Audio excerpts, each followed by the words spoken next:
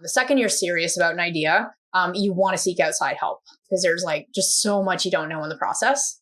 Welcome to Honest Ecommerce, a podcast dedicated to cutting through the BS and finding actionable advice for online store owners. I'm your host, Chase Clymer, and I believe running a direct-to-consumer brand does not have to be complicated or a guessing game. On this podcast, we interview founders and experts who are putting in the work and creating real results. I also share my own insights from running our top Shopify consultancy, Electric Eye. We cut the fluff in favor of facts to help you grow your e-commerce business. Let's get on with the show. Hey everybody, welcome back to another episode of Honest Ecommerce. Today I'm welcoming to the show an amazing guest, another podcast host, so you should be in for a treat. We at least know how to carry a conversation. Khierstyn Ross is the CEO of Launch and Scale. They help validate, launch, and scale new products to six-figure e-commerce brands. Welcome to the show. Thanks for having me. Awesome. So I kind of explained what Launch and Scale was, but how about you dive in a bit more so people know what you're up to these days? Yeah, for sure. So at Launch and Scale, we help really new entrepreneurs build e-commerce brands. So we do that by helping them launch products using either Kickstarter, Shopify, and then scaling it up by helping them build their audience really to six figures and beyond. We do that either by partnering with them on the marketing side, or we also have group coaching, an accelerator that helps really train teams in how to do that. That's amazing because that's like a question I ask every guest on this podcast is after the ideation of the product, which is something a lot of listeners are always curious, where'd that come from? It's, well, how did you validate it, right? And it's a very wild west of answers that I always get. So I was looking forward to talk to you about kind of a process that people could go through. Yeah, I love that. So how did you end up launching your own business? Take me back in time. What was the journey like to get here? Yeah, super messy. I really fell into what I'm doing. I don't come from a digital marketing background or a marketing background. But essentially super quick version of it is I was coaching entrepreneurs out of university, teaching them how to run house painting businesses. I did it with a local company here called Student Works Painting, and it ended up really jumpstarting my entrepreneur career. I was someone that knew that I needed to be my own boss, but I wanted to learn business. And so from that, actually working across Canada, coaching new entrepreneurs and taking people with literally no experience and taking them to a six-figure business level in under a year was what I got my hands dirty doing. And after leaving that, I was in my mid-20s. I ended up traveling, super lost, trying to figure out what I was going to do. And I decided that I wanted to start my own consulting agency. And at this time, I just happened to partner up with the founder of a product back in 2015. And he's like, hey, I want to do this thing called crowdfunding. And I was like, no idea what that is, but I have a podcast. How hard can it be? And we ended up taking that product within 3 months and launching that on Indiegogo. And it was an epic fail. We ended up raising $17,000 out of our $50,000 goal. But if you know in the product space, it was a hardware product. So we actually needed $250,000 to $500,000 to do anything. So at this point in my life, this project was dead in the water. But we couldn't understand how a weight loss product could fail. So we decided to go back to the drawing board and see if it was the product that sucked, or if it was the implementation and how we actually did the launch. So it turns out we just didn't know what we were doing. So we decided to get some help, launch the product right, and we relaunched it 3 months later. And where we went from an epic fail to a launch that went viral, selling over 5,000 units and $600,000 worth of orders at this point. And that change from epic failure to viral hit within a few short months got me talking about what we did differently. And that is how I started to kind of get new, hired by companies to launch products. And it was just one success after the other, after the other, after the other. So that's how I focused in on crowdfunding. But where we get to today is, it's funny because if you look at my content, I'm actually advising most brands not to go to Kickstarter. And I think we'll be getting into why that happened. But the crowdfunding scene has really changed over the last 3 years with supply chain and it just being a really oversaturated market, that we've actually ended up having to shift our strategy to helping entrepreneurs launch in a way that wasn't as much of an upfront risk, and really just to take more ownership over their launch. So over the last 3 years, we've been shifting into more of a pre-order focus, or just going straight to Shopify to do product launches as opposed to using a third party like Kickstarter. Mm-hmm. So it's been like a wild ride to go from learning how to have multiple six-figure product launches into how to take those same principles into applying that to new products through how you validate them, how you build audiences from zero, and how you just kind of do that own brand launch on your own website. So it has been a crazy journey, but that's really over the last 8 years, like how I got here. Absolutely. So I want to, before we get into it, I really want to kind of like clarify real quick. When we're saying Kickstarter in this episode, we kind of are using it as a generic term for all of the crowdfunding things out there. You got, Indiegogo or Patreon. Like we're just going to use Kickstarter to keep it easy, right? Yes, 100%. All right. Yeah, because I know that some people would come back to me where they're like, well, you guys are ragging on this one. What about this one? We're talking about all of them. It's just a way to do it. Exactly. Kickstarter means all rewards-based crowdfunding. Okay. So when you were speaking about all the successful launches, you said because you validated them. So I guess let's just like dive in there. Why is that important to have a successful launch? Yeah. Okay. So for new products, when you look at the cost of developing the prototype, manufacturing, inventory, it's thousands of dollars. Like even if you want to do a simple product like a journal, it's minimum $20K to get that off the ground. And you have two choices. You can either spend your own money to do that, get a bunch of product and then try to sell it and hope it sells, or you try to validate to mitigate some of that risk. And so what you want to do is validate your product before you buy inventory. And what I mean by validate is like prove beyond a shadow of a doubt that people will buy your product when you go live with it.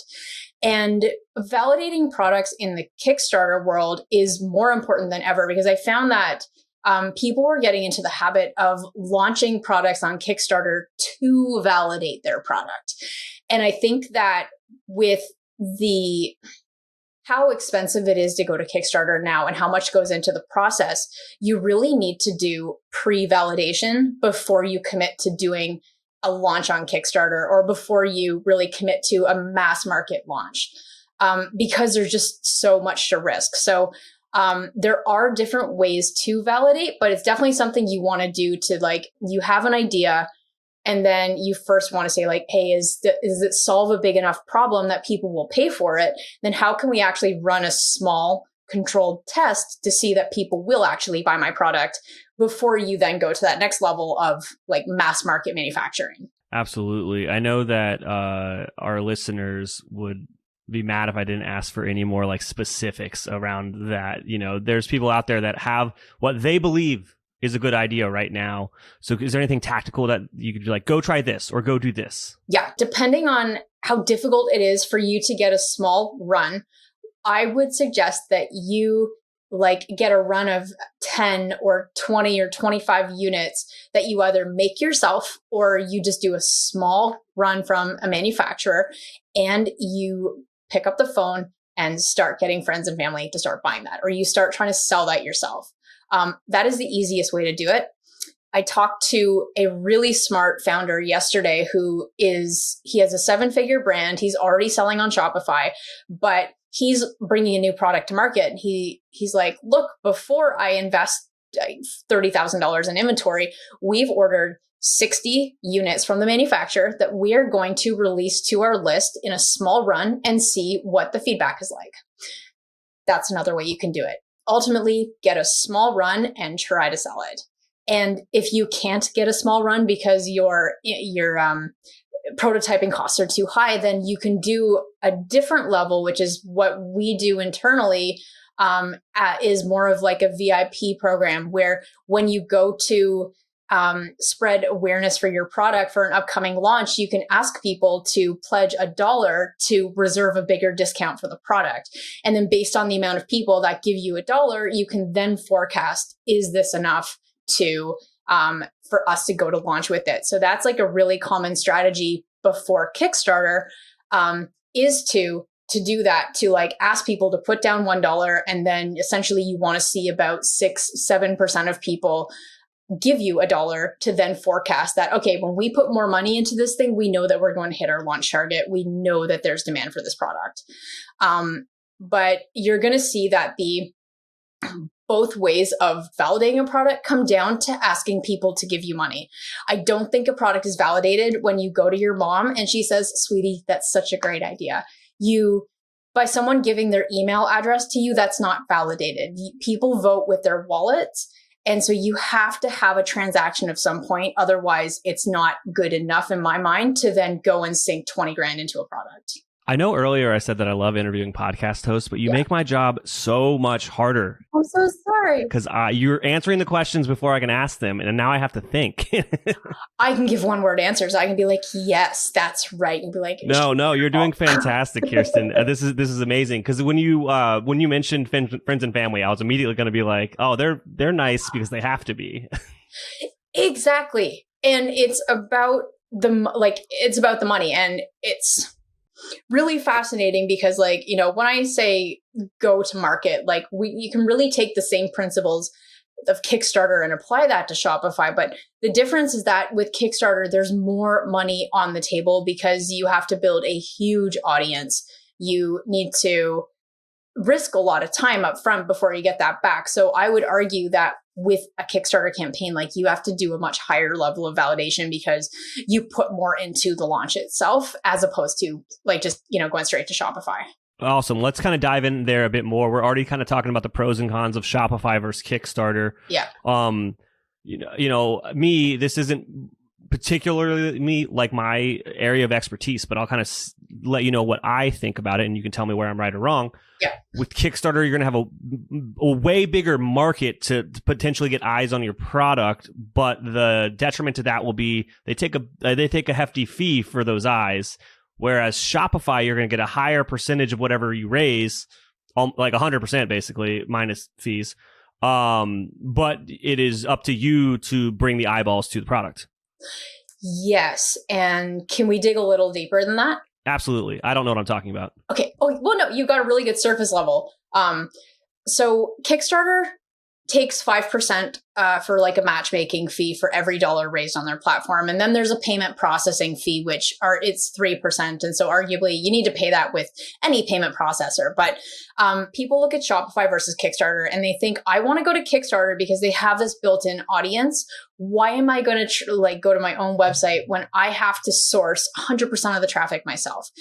The reality is that Kickstarter has become the most popular platform for small businesses to launch new products on.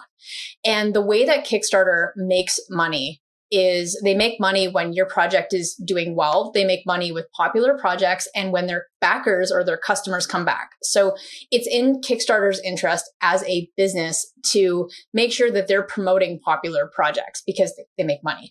So when you look at the strategy that goes into a Kickstarter campaign, in order to be a popular project and for Kickstarter to show you to more people, which is where you get that, you get discovered by their community and you get that organic traction on the site, is that you need to prove to Kickstarter you are that popular product. And the way you do that is by building an audience before your launch that's actually going to buy your product as soon as you go live on Kickstarter. So you have a couple of problems with this. First off, it makes sense because you could put some strategy into ranking on Kickstarter. But because Kickstarter has become such a popular platform for new products, the price to get on Kickstarter means that because there's more projects, there's more competition, it's harder to rank. And because of that, you end up putting in a lot more time and money building a massive audience that's actually going to help set you up for success on Kickstarter. So what we've seen in the last 3 years is that Kickstarter has actually let so many bigger brands or startups with deep pockets launched on their platform that it's become nearly impossible for new guys to rank and see success on Kickstarter without spending all literally $30, $40, $50,000 in building their audience to get that traction. So Kickstarter has actually priced itself out of the game, in my opinion, for new sellers, because the barrier to entry is so high, it's oversaturated.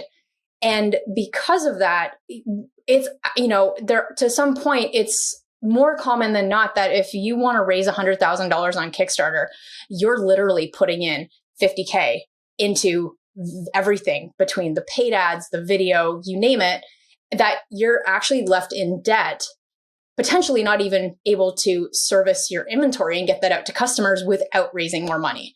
So it has become super, super risky for new brands to go to Kickstarter because of everything that's happened. So where Shopify comes into it is that because you don't need to build up this huge, huge audience to go to Shopify, because there's nowhere to rank on Shopify, you can actually do a more controlled launch with a better budget, with any marketing budget, and start small and grow over time, as opposed to this mega campaign that can potentially put your startup at risk. Absolutely. Now, when you're talking about these budgets, and you said 30, 40, 50K to really make something happen on Kickstarter. Yeah. Where is that budget being spent? Does Kickstarter have an ad network? Are we talking about Facebook, Instagram, TikTok? What are we doing? Yeah. So 100K, right? And if you assume that you have a 6-figure campaign, assume that best case 30% of all those sales is coming from Kickstarter, where you don't have to pay for that. So then you need $70,000 to find that. Let's assume that 40% of that, say 40,000, comes from the list that you've built up before launch. And that list comes from Facebook, Instagram, Google remarketing, potentially TikTok, paid ads if you really want to amplify that.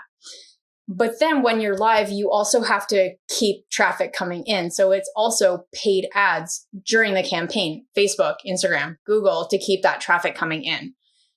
That's not even to mention if you've partnered with the marketing agency that's also taking $20K to run the campaign or anything like that. So it's also $5 to $10K for a professionally polished video and any video assets that you need. So it's it's expensive to do all that. Absolutely. And I like that you broke it down like that and you shared some real world examples of numbers. Yeah. And I want to point something out. You mentioned that there's almost 2 campaigns here. There's a pre-launch campaign where you're essentially trying to get emails or phone numbers, I'm guessing. Yes. And then there's the launch campaign where you're trying to convert those people into sales. Yes. And then find more people. Awesome. So we danced around it, but I want you to take a position here. If someone is going to launch a new product, your position is do it on Shopify, avoid all of these crowdfunders? Okay. I don't like taking positions because it really depends, but I will say it depends is the agency answer for everything. Yes, but I will say that 9 times out of 10 it is Shopify. And 2 categories. If you're an existing brand, you have an existing audience, and your product is a fit for the Kickstarter market, I think Kickstarter is going to be great for you. But if you're starting from zero, you aren't angel backed, you don't have deep pockets, and you're more conservative and you don't like the risk associated with Kickstarter, Shopify is a better fit for you. Awesome. And then, so this was mentioned a little bit earlier, but I want to pull out some clarification here. When you're helping these brands on Shopify or advising brands to do this on Shopify, you're not really saying, do the Kickstarter thing on Shopify. No. You're using different language and talking about it in a different way. Could you explain that a little bit more? Yeah. So some people think, okay, so am I crowdfunding on my Shopify website? So what that would mean if you're crowdfunding is that you'd use a crowdfunding app, and within 30 days, you hope to raise $10,000 for your project. So crowdfunding will give a time frame and a certain financial amount that you're trying to raise. We aren't doing that. What we're doing on Shopify instead is doing a pre-order campaign, which is easier. That you, on your product page, you say pre-order will be shipping in 2 months or something, right? So you're upfront about pre-order, but when you turn on your store, you're taking orders. There's no time limit. There's no minimum or maximum amount that you're trying to raise. It's just kind of like, hey, we're launching. We're in pre-order now. Order your product. We'll ship in a couple months. And then when we're in market fulfilling, we're just going to keep selling at that point. Absolutely. Absolutely. Oh man, this has been such a fun and I'm learning all about this stuff. Is there anything I didn't ask you about that you think would resonate with our audience? No, I still really love Kickstarter. I just think that this conversation had to be open because a lot of brands don't realize this is happening. Or a lot of new sellers don't know that this is what goes into Kickstarter. And so I was just trying to get the conversation started of like, you have, all my chips are on the table. You now know what goes into Kickstarter, so you can be educated and make an informed choice when you're choosing your launch platform. Awesome. You mentioned like when brands are starting from nothing and to getting into this, they need to have a little bit more than nothing, right? So when is it a good idea for a brand to start exploring the market, potentially talking to consultants like yourself about launching a product? What like is the checklist they need to have before they even start reaching out to people? Ooh, yeah. So when you have an idea and you get to the point where you're serious about pursuing that idea, that's when you should start reaching out to people. Because there's different levels. There's going to a design firm to see if your idea is like able to be made, or maybe you're modifying something off Alibaba or whatever, but you have to first like prove that the product is viable, like you can make the product. At that point, you should start building your audience immediately. And that is when you should really start to talk to someone. The second you're serious about an idea, you want to seek outside help because there's like just so much you don't know in the process. So awesome. And if I've listened to this conversation and I'm like, Khierstyn knows what she's talking about and I want to get a hold of her, what do I do? Yeah. So the best place to go would be our website or YouTube. So our website is launchandscale.co. Or we've got hundreds of videos on YouTube that you can just either go there for Khierstyn or Launch and Scale, and you are going to find us. Awesome. Thank you so much for coming on the show today. Yeah, thanks for having me. We can't thank our guests enough for coming on the show and sharing their knowledge and journey with us. We've got a lot to think about and potentially add into our own businesses. You can find all the links in the show notes. You can subscribe to the newsletter at honestecommerce.co to get each episode delivered right into your inbox. If you're enjoying this content, consider leaving a review on iTunes. That really helps us out. Lastly, if you're a store owner looking for an amazing partner to help you get your Shopify store to the next level, reach out to Electric Eye at electriceye.io/connect. Until next time.